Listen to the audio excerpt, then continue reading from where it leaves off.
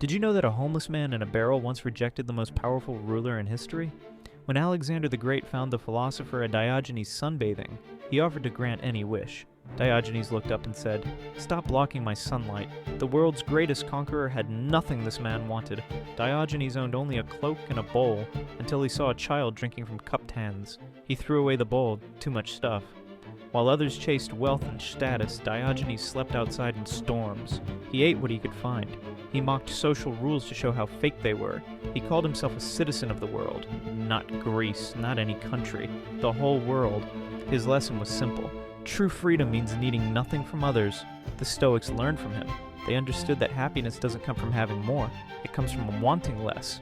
In our age of endless buying and consuming, Diogenes teaches us something radical. The richest person isn't the one who has the most, it's the one who needs the least. Real wealth is contentment with what you already have.